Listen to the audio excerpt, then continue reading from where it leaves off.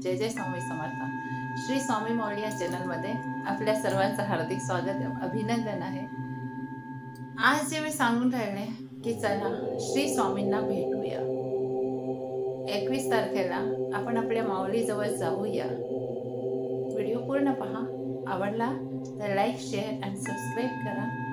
नक्कीच हा व्हिडिओ आपल्याला आवडेल, कारण की आपण आपल्या माऊली जवळ जातोय ना, तर सगळ्यांची गुरु आहे। तर प्रश्नच नाहीये की सगळ्यांना आवडणार आहे की नाही आवडणार आहे, सगळ्यांना आवडणारच आहे ना। आम्हाला मराठी बोलता येत नाही, मी राजस्थानमध्ये राहते, पण मी माझी मातृभाषा सोडू इच्छुक नाहीये, म्हणून मी व्हिडिओ मराठीमध्ये बनवून राहिले। जर याच्यामध्ये काही चुकलं ना तर मला क्षमा करून आपली बहीण समजून व्हिडिओ नक्की पूर्ण पहा। 21 तारखेला आहे वट सावित्री पौर्णिमा। सगळेच उपवास करतील, पूजा करतील, आपल्या सौभाग्याकरता दीर्घ आयुष्य, संपत्ती, संतती, सुख, शांती सगळ्याचेच गाराणे आपण वटवृक्षाजवळ करणार आहे। वटवृक्षाचं आयुष्य खूप मोठं असतं आणि त्याच्याने आपल्याला पण त्यांच्याजवळ जर आपण गाराणे करतो तर आपल्याला सुद्धा त्याचं फळ मिळतंच मिळतं। तर वटवृक्षाजवळ आपण जाऊया 21 तारखेला, कारण की काय आहे वट सावित्री पौर्णिमा। सावित्रीने आपल्या नवऱ्याचं जीवन वाचवलंय हे तर सगळ्यांनाच माहिती। तिने गोष्टींमध्ये त्यांच्याकडून तथास्तु करून घेतलंय। तर जसं तिने तथास्तु करवलं गोष्टींमध्ये, तसं आपण तर तथास्तु करवतो ना। कोणाकडून? श्री स्वामी समर्थ यांच्याकडून करवतो ना आपण सुद्धा तथास्तु। त्यांच्याजवळ बसतो, त्यांच्याशी बोलतो, त्यांच्याशी प्रार्थना करतो, सगळं काही करतो ना। तर असंच आपणही करून राहिलोय, पण कोणाचे मनोभाव कसे असतात, कोणाचे मनोभाव कसे असतात। कोणी म्हणतं आमचे संवाद पोचत नाही, कोणी म्हणतं पोचले, काय करू, मला काही प्रचिती येत नाही, अशा काही गोष्टी आपण ऐकतो।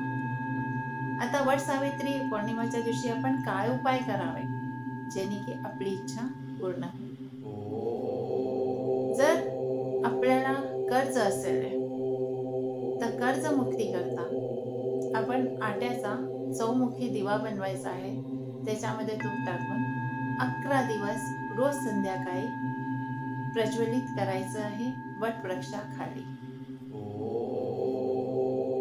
तर आपलं कर्जमुक्ती होऊन जाईल आणि आपली आर्थिक स्थिती पण खूप चांगली होऊन जाईल। त्याच्यानंतर वट सावित्रीचा पौर्णिमेचा जो दिवस आहे त्या दिवशी आपण देवी लक्ष्मी समोर 11 कोड्या ठेवायच्या आहे आणि त्याच्यावर हळदीचं तिलक करायचं आहे। दुसऱ्या दिवशी ते एका लाल कपड्यामध्ये बांधून तिजोरीमध्ये ठेवायचं आहे। आता तुम्हाला वाटत असेल ही म्हणत काय होतील, उपाय सांगून राहिली आहे, तर हे उपाय सुद्धा तर आपल्याला स्वामीपर्यंत पोहोचवतील, त्यांचा आशीर्वाद आपल्यापर्यंत पोहोचवेल। जर काही समस्या असेल त्या दिवशी करता, तर त्या दिवशी आपण ह्या समस्याहून मुक्ती आपल्याला मिळू शकते। त्याच्यानंतर नवरा बायकोंमध्ये काही समस्या असेल तर नवरा बायकोनी त्या दिवशी दिवसभर उपवास ठेवायचा आहे आणि रात्री चंद्राला दुधाचा अर्घ द्यायचा आहे आणि त्यांच्याकडे प्रार्थना करायची आहे। तर त्यांच्यामध्ये दोघांमध्ये जे काही भांडणं असतील, जे काही प्रॉब्लेम्स असतील, त्या प्रॉब्लेम सगळ्या दूर होऊन जातील। तांब्याच्या कळशमध्ये पाणी घ्यायचं आहे, त्याच्यामध्ये कच्चं दूध टाकायचं आहे आणि एक बत्तासा टाकायचा आहे आणि ते जल आपल्याला पिंपळाच्या झाडाला अर्पित करायचं आहे। पिंपळाच्या झाडाला ते अर्पित करायचं आहे। जर आपण असं केलं तर आपला अटकलेला पैसा जो आपल्याकडे येत नाहीये, कोणाकडे आहे पण आपल्याला मिळत नाहीये, तो पैसा आपल्याला मिळेल। आणि अगर व्यवसाय आपला नीट चालत नसेल, व्यवसायामध्ये मंदी असेल, व्यवसाय चालतच नाही, काय करायचं, जर अशा काही प्रॉब्लेम्स असतील तर त्या सुद्धा दूर होतील। तर हे 4 उपाय तर मी तुम्हाला सांगितले की आपण हे उपाय करून आपल्या जीवनामध्ये काही प्रॉब्लेम्स असतील त्या दूर करू शकतो. वटवृक्षाची पूजा करायला आपण जाणार आहे. तर वटवृक्षामध्ये कोण असतं? ब्रह्मा, विष्णू आणि महेश यांचा तिथे निवास असतो. ते तिथे राहतात वटवृक्षामध्ये. असं म्हणतात की ब्रह्मा, विष्णू आणि महेश. ब्रह्मा, विष्णू आणि महेश कोण आहे? दत्त स्वरूप आहे. तर दत्त कोण आहे? आपले स्वामी. तर वटवृक्षाखाली कोणाचा निवास आहे? आपल्या स्वामींचा. स्वामी नेहमी कुठे बसायचे? वटवृक्षाखाली. तर जर स्वामी वटवृक्षाखाली बसतात तर आपण 21 तारखेला कुठे जाणार आहे? आपल्या आईजवळ, आपल्या आई वडिलांजवळ, आपल्या स्वामी माऊलीजवळ. तर स्वामी माऊलीजवळ जेव्हा तुम्हाला जायचंय तर त्या दिवशी तुम्ही स्वामींशी बोलाले आणि तुमच्या काही इच्छा असतील त्या तुम्ही सांगाले तर काय तुमच्या इच्छा पूर्ण नाही होणार? होतीलच ना. तर मग खरं आहे की नाही की आपण 21ला आपल्या स्वामी माऊलीजवळ जाऊ? खरं आहे ना. आपण आपल्या स्वामी माऊलीला भेटू आणि ज्या पण तुमच्या इच्छा असतील त्या त्यांना प्रार्थना करा. ती प्रार्थना ते नक्कीच ऐकतील आणि तुमच्या सर्व इच्छा पूर्ण करतील. फक्त मनामध्ये काय हवं? श्रद्धा, विश्वास आणि मनोभावे पूजन. मनामध्ये किंतु परंतु, होईल नाही होईल असं नको आहे. ती आपली आई आहे ना. आईजवळ तर आपण सगळं सांगू शकतो, नाही सांगू शकत का? सांगा ना. तुम्हाला जे गाराणे करायचे करा ना. आई तुमची ऐकायला तयार आहे.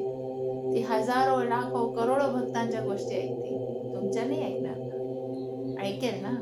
म्हणून चला 21 तारखेला वट सावित्री पौर्णिमाच्या दिवशी आपण आपल्या स्वामी माऊलीकडे जाऊया आणि जी काही इच्छा असेल ते त्यांना सांगूया. जर तुम्हाला व्हिडिओ आवडला असेल लाईक, शेअर आणि सबस्क्राईब करा, ज्यांनी माझा नेक्स्ट व्हिडिओ तुम्हाला पाहता येईल. श्री स्वामी समर्थ. जय जय स्वामी समर्थ. मला माफ करा, मी तुम्हाला पहिले नाही सांगितलं, नंतर सांगतेय की आपण स्वामी माऊलीकडे जाऊ. पण काही गोष्ट नाही, तुम्ही माझ्या बहिणी आहे, बंधू आहे, म्हणून मला माफ करा. याच्यामध्ये काही चुकलं असेल मी क्षमा प्रार्थी. मला मराठी इतके बोलता येत नाही. श्री स्वामी समर्थ. जय जय स्वामी समर्थ. श्री स्वामी.